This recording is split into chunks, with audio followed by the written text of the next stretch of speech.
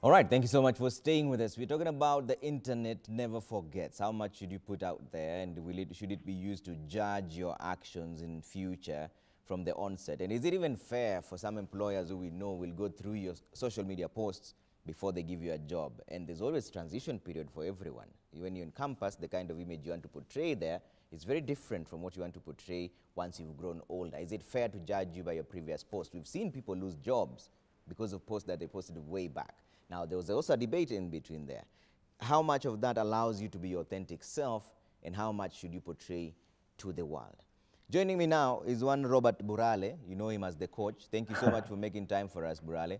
So, quick question, Thank you for having man. me, sir. How are you doing first? You were tested positive for COVID-19. How are you feeling now? Oh, I'm feeling better. I'm feeling stronger. The cough persisted a little bit, but I was prepared for that. The doctors had told me, but I'm okay now, feeling very, very good. Yeah, but Burale, this was one of those, when you went public with this, most people said you were faking it. Yeah, some said I was paid 20 million. Why you faking it, Burale? My goodness, you know, being sick is not a public relations exercise. You understand what I'm saying? But then again, you can't control the narrative. The people who are most important are the doctors who knew I was unwell and they were treating me, myself, and the people who are praying for me, and people who are close to me who understood what I was going through. And now I'm thanking God that I'm okay, as others are thinking my bank account has been swelled by 20 million. So why didn't you just publish your results then to counter the narrative? You don't have to prove anything to everybody all the time, because now what's going to, well, I have it anyway. But then again, what you got to understand, Trevor, is that if I had published, the people who didn't believe would have said I've gotten it from River Road. So you can't keep on trying to convince, and you're trying to recover, you know. It's let the important things remain the important things. You understand what I'm saying? Otherwise, you'll try and live a life of trying to convince everybody every day. And I tell you without fear of contradiction, had I published my results, it would have been another narrative that, oh my goodness, so you can really fake things from River Road. So you got to get to a place like I did to concentrate on my healing process, because mental state is also an important part of physical healing. So I needed to concentrate on that. And that's why I'm here. Maybe it would have been something different had I now started getting stressed and depressed. No, healing was, for me, was of utmost importance. Yeah, that's the reason I'm trying to understand this, because first of all, why then did you go public if you didn't want to go the whole hog? No, I wanted to go public not for people who are going to fight me, but for people who needed to hear that message. And when I get inboxes, when I sit here, I feel good because I get calls from people. How did you go through this? What do I need to do? I tested positive. There were noisy people, but the people who were helped, who needed to be helped, were helped. Were you ever at the ICU, though? No. I never said I was at the ICU. Okay. You know, it was somebody's narrative who decided I'm at the ICU. And I think they said I had the shades on and the hat. Now, what you got to understand, and I'd like to make it clear, my glasses are photochromatic glasses. They are not shades. Secondly, before you are taken upstairs to the isolation ward, you have to go through the observation room. So I did a video from the observation room to help somebody. And I think somebody decided I'm at the ICU. And you got to understand what they call the power of the narrative. If somebody else had said I'm in the kitchen, that would have been the narrative that would have taken there. So there is nowhere, and you can confirm this anywhere, that I said I was at the ICU. I was at the isolation ward. But having said that, there are other patients who are at the ICU. But my belief is that anybody who is at the isolation ward with COVID, because there are symptoms, is also a case that should be looked at closely. But I was never at the ICU, never said it, but it's somebody who decided to pass that narrative, and people ran with it. Sorry, I may have missed that because there's a bit of a challenge with your sound, but where did you take that video? It was at the observation room. Okay. So before I went to the isolation room, yeah. And you needed... But even when I was at the isolation room, yes. I was never at the ICU. I've never said that. I don't know who started that narrative, and people ran with it. And you needed oxygen because you were running out of breath. Now I'm asking you in terms of your symptoms. Yes. Yeah, for me, it started as a headache, as a cough rather. And being the typical lawyer man, I started self-medicating, and then it got worse to a headache. I thought now I had what you call migraines. I took medicine, it didn't work. And then when I started having difficulties in breathing, that's when I went to hospital. So at what point then did you know that there's something more to this? Burale, and this, the I'm breathing. asking you all these questions because it is true that as Kenyans, we're still adjusting to the new COVID-19 times. And by the way, Yes, doctors say it manifests very differently in everyone. yes, There are some doctors I was absolutely. speaking to, and they said each and every case is always different in as much as it's COVID-19.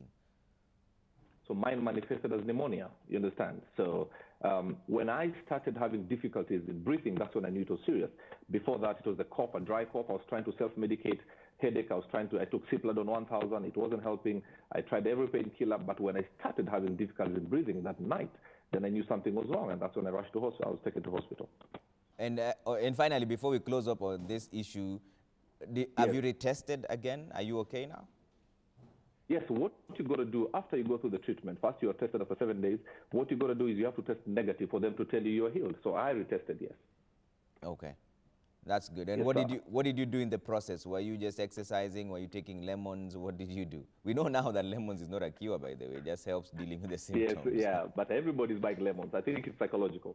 But I did a lot of breathing. I did a lot of breathing exercises. I did a lot of walking. But after I left hospital, I did not leave my house for another 16 days. I think I was just a bit paranoid, but I've now got into the swing of things. But the breathing exercise was very key, and walking around the compound was also important. As I was also taking care of my mental state, because up here will play a big role in your full physical healing. And I feel good. But what gives me more satisfaction is the calls I get, the inboxes I get about people who got it, but they want to ask, what do you think I should do? Is this normal? I'm still coughing. Should I be worried? And for me, those are the things that matter to me, as opposed to somebody said I was paid 20 million. You see, Burale, for you, the mental strength levels that you have is quite different, because for other people, if you're going through such an experience and what you see online are people castigating you, saying you're faking this, you're not unwell, you're just seeking attention. How did that make you feel, and how do you deal with that? Because you're then dealing with two different things. One, people pushing you for allegedly seeking attention, and right after that, you're now dealing with the stigma, because when people see you, they're like, oh, this is the one who has COVID. Yeah. Truth of the matter, and I thank God for this, it's a journey that I am at a place where I don't concentrate on the stones that have been thrown, because then it makes you lose focus. My worry, Trevor, is for a few people. There are other people who may not be able to handle that kind of onslaught. For me, the beauty is that my foundation is God. And once you're with God, there are some things that will not shake you. Yes, you are human, but the hope that, you will go through, like David says, the God who delivered me from the lion and the bear shall surely deliver me from this. So I come from that place where I have people who stand with me in prayer. I pray when things are a bit tough. Yes, I'm human, but I rush for the solution that is prayer. But what about the people who might not be able to handle this? Some may have gone into depression. Some may have committed suicide.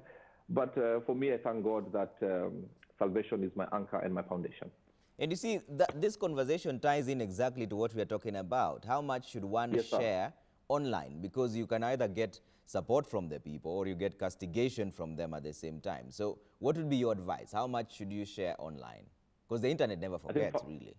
First, Trevor, I would say, remember, if you share something and you have 100% agreement, then you are selling ice cream. As long as you have an opinion of something, not everybody will agree with you, whatever you say. But having said that, there are some things that you have to be very careful about. But even the people who are trolling others on social media, the internet will never forget. Maybe their children will get to 30 at some point and be like, Dad, Mom, is it you who was saying such kind of stuff to other people? So you got to get to a place where if you share something, once you post something on social media, you have lost all rights to determine or decide how the end user will interpret it. So you got to understand some people will disagree. Now, Trevor, some people will disagree in a mature way, but others may not disagree in a mature way, because people are dealing with many things. Some people are going through their own stresses, so their way of releasing that stress is to respond in a way that they'll release their anger.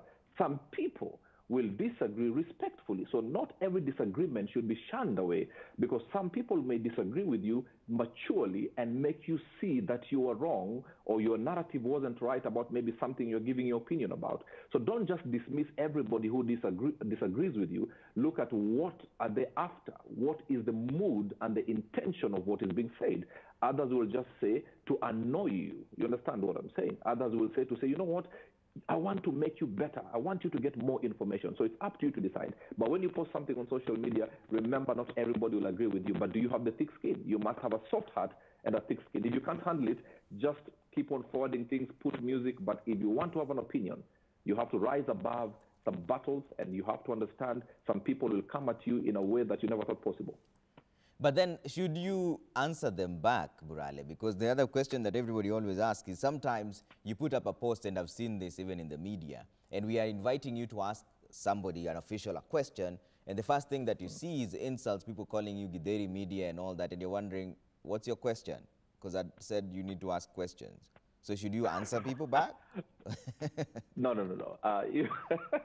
You got to get to a place you understand who to answer and who not to answer.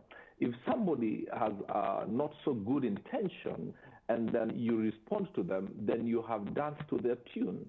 When somebody is abusing you maliciously and then you respond to them, you have now lifted them from point A and you've taken them to a pedestal, and that is the fuel that will push them now to feel that they're doing the right thing, and they'll go attacking everybody. And you can handle this, Trevor. Other people may not be able to handle this. And I've said this years ago. There's a 24-year-old girl who kept on calling me one night, and I said, I don't do counseling at night. But when I woke up in the morning, it was to rest in peace. And her suicide note was she had been trolled on social media. So if you keep on responding, even the people who can handle this kind of onslaught, don't respond, because you're giving somebody the knack to go and abuse somebody else who may not have the mettle that you have to handle this situation. So help somebody else by protecting them, by not answering to some people. Okay. The discourse must be mature, must be reasonable. So now, you know, Burale, we know now that some employers actually go through your records before they give you a job. Yes. Is it even fair to begin with? Because, for example, when I'm in the university and I'm just a young guy growing up, I want to be seen as hip by my fellow people, so I'll tweet out a few things that makes me seem gangster, so to speak. But when I'm out of the university and I'm all grown and I'm all suited up, my opinion may change. I'm the same person, but my views have just changed. Is it fair to judge me by something that I posted in 2010 when I was still struggling with my teenage life? To be honest, Trevor, my humble opinion, I don't think it's fair, because there's a process of maturity, there's a process of growing up. Now, there's some things I posted 10 years ago, for example. If you look, I was talking about chicks and this and that maybe 15 years ago. Now, I'm a different person. I would not post some of those things. So it is dangerous to crucify somebody in 2020 for something they did in 2009, you understand? Because there's a process of maturity. Even in that employer, 10 years ago, they might have been a clerk. Today, they're the HR director. So give people the chance that today, I am better than I was yesterday. Tomorrow, you will be better than you are today. But if you keep on having a string that is pulling somebody back to something they did, look at the process of life. We were born, you are crawling, they wind you off. So even the nature talks about progression. Yeah. Look at the person now. Even, let me tell you, even presidents, if they look at some things they posted 20, 30 years ago, they would not even qualify to be an MCA, you understand, or a governor or a senator in whatever country. So let's understand, let's give people that benefit of the process of maturity, the process of growing up. Next year, Trevor, I mean, think about the day you started doing hosting TV. You are better today, you are more professional than you were 5, 10 years ago. So there is that growth. So even in life, there is growth. Yeah, and as long as somebody didn't go and post, kill everybody, then there are fundamental issues. But if somebody, in fact, for me, if I see somebody has the power to give their opinion, and then I'm like, if that one comes to my company, they will be confident to give their opinion. If picked in a good way, then their opinion will develop us as a company. You got to look at those things. The Bible speaks about Saul.